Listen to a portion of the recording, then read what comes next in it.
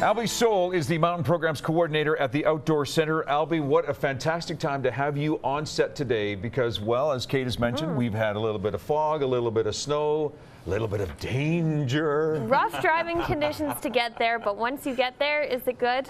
Yeah, maybe the traveling conditions are the worst part. Certainly here on this side of the Rockies, on this side of the divide really is the dividing line. We've had snow, so we've got good skiing conditions out there.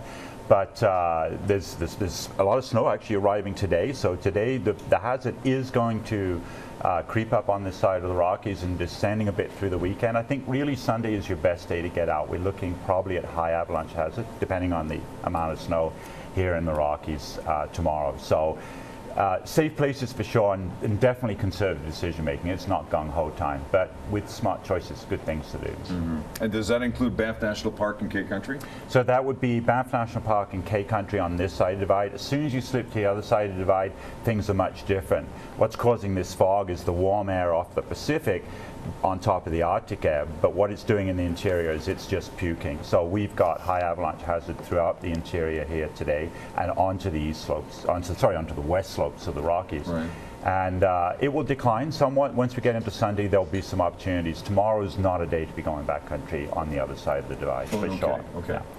Let's get into rescuing people who are in the backcountry.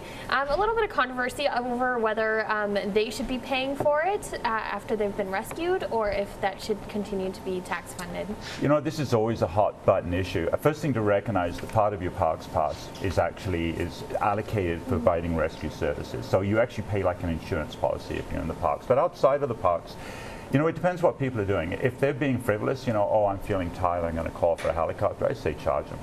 But if it's a real rescue, I think we have to recognize that this type of lifestyle is extremely healthy, that going backcountry, being active, actually saves taxpayers money because they've got better health, they spend less money in the healthcare system. The cost of a rescue in the backcountry is a fraction of the cost of, for instance, a chronic illness, which is what you get or may get if you're sedentary. So I think we have to look at the big picture here and say rescue is something we should provide, I think, as part of our general outreach to folks to help them out, as long as they're being reasonable.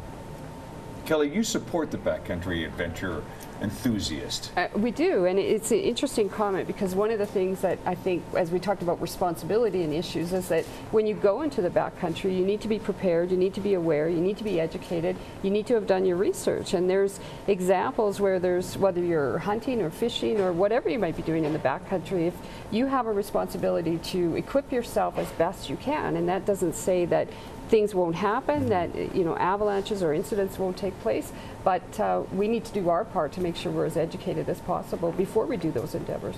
There's a lot of people also, Jody, that want to take these outdoor adventures that Albi has been chatting about and the beautiful backcountry that we have here.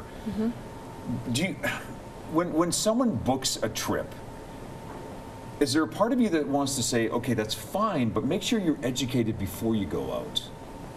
Yeah, that's an interesting point. I think when most people book a trip, especially to the mountains, they have an idea of what they want, and you have different types of tourists. We know that the Germans really like outdoor adventure. They're very much into that. The British, a bit more soft adventure. And I think the tour operators, particularly in the Alberta Rockies, have a good handle on what their guests are looking there, and they provide those services.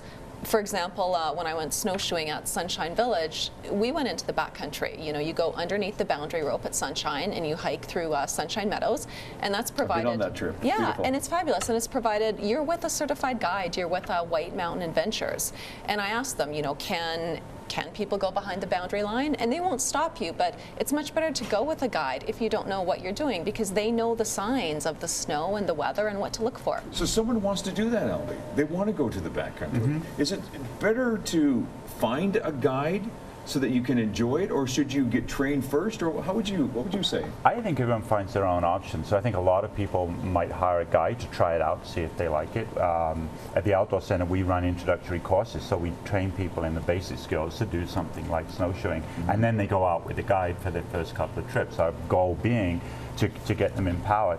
What I see people to go backcountry is those folks who go independently of a guide. For the most part, I mean, there's always someone out there who's different, but most people really do take responsibility for their actions. They understand very clearly that having a good time is up to them, and if they don't make smart choices, they're going to be in trouble. Yeah. For some folks, they don't want to go through the process of learning all that, and hiring a guide is a perfect Next best thing. I've had clients that I've had for 30 years, and they don't go without a guide. They just hire a guide. And they've got, well-paying, very responsible jobs in the rest of their life, Sure. and they know a lot of stuff. They just don't need to know about that. Yeah. Yeah. Well, we've also seen a rise in technology, right? Using apps. Is that a good? Can you use any of those as a replacement for a guide, or is that? No, an app definitely won't work to replace a guide. No. Apps have a place in many cases. A lot of the apps that have been put out there don't work well when you go in the backcountry because you're out of range of cell phone networks. And so, if the app has any needs to use the server to work properly, it's not going to work. I think it's like using a GPS and not understanding basic navigational skills or understanding a map. And if your GPS goes down, you're in a lot of trouble. And that's just, that's not a good position to be in. I couldn't agree more. That's one of the. I personally don't even own a GPS. I do use them occasionally, but absolutely, it's really what goes on up here. Here's an app right here. There's an avalanche beacon, and no, it's very specialized, and it can't help you make decisions. You've got to make decisions. If you're doing any backcountry adventuring, this gentleman can always fill you in too, and make sure you check out the Outdoor Center at the U of C as well too. Albi Sole, always great having you here. Thank you. With your comments, Mountain Programs Coordinator at the University Center.